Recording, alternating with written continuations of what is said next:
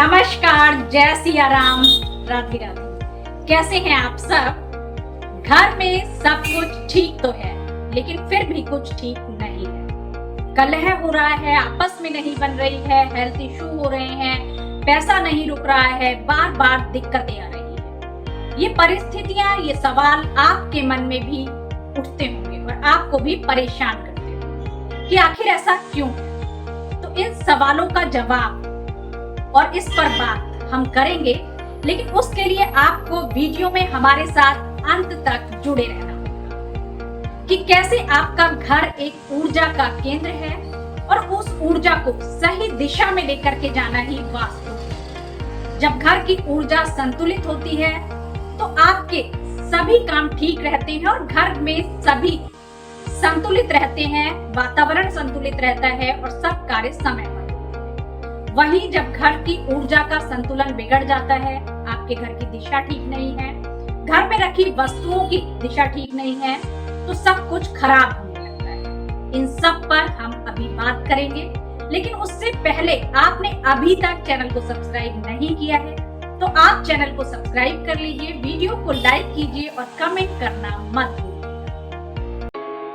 परेशानियों का आना आम बात है, लेकिन अगर वह लगातार बनी रहे और समझ में ना आए कि क्यों हो रही है, तो एक बार घर के वास्तु की तरफ नजर जरूर डालनी चाहिए। वास्तु एक ऐसी विद्या है जो हमें बताती है कि घर का कौन सा कोना किस ऊर्जा से जुड़ा है और अगर वहाँ कुछ गड़बड़ी है तो उसका असर सीधा हमारे जीवन पर पड़ता है। वास्तु दोष का मतलब होता है किसी दिशा या जगह पर गलत निर्माण या गलत चीज का रखा जाना। जब घर की रचना प्राकृतिक ऊर्जा के नियमों के खिलाफ होती है तो वह जगह नकारात्मक ऊर्जा को जन्म देती है। यही नकारात्मकता धीरे धीरे घर में क्लेश, तनाव, बीमारी और रुकावटों का कारण बनती है। उदाहरण के तौर पर अगर आग्नेय दिशा यानी ईस्ट साउथ ईस्ट में पानी का कोई स्रोत है, जैसे बोरिंग या वॉशिंग मशीन एरिया, तो वहाँ फायर और वाटर एलिमेंट्स आपस में टकरा जाते हैं। इसका सीधा असर लीवर और क्रोध पर देखा जाता है। इसी तरह अगर उत्तर दिशा में भारी सामान रखा है तो पैसे के आने में रुकावट आती है।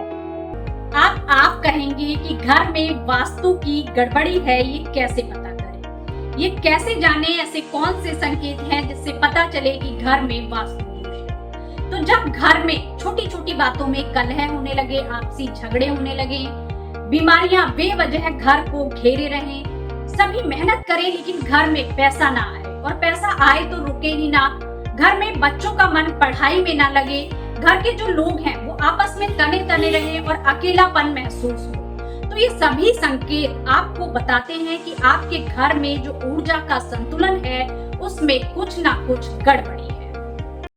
समस्या तो पता चल गई, लेकिन समाधान क्या है? तो सबसे पहला कदम है समस्या की जड़ को समझना। इसके लिए घर की सभी दिशाओं को जांचें। क्या कोई भारी सामान उत्तर में रखा है? क्या कोई पानी का स्रोत दक्षिण पूर्व में है?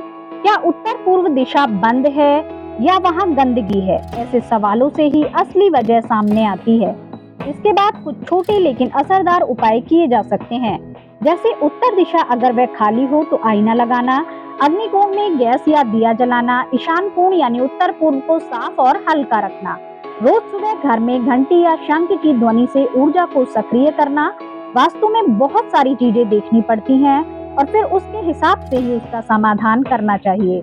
उसके लिए यही सही है कि अगर आपको वास्तु दोष के संकेत मिल रहे हैं तो आप किसी वास्तु के जानकार से संपर्क कर लें तो ठीक है।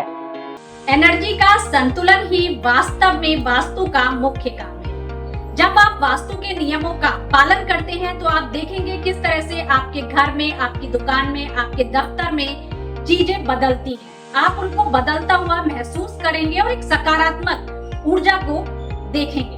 तो आपको वीडियो कैसा लगा?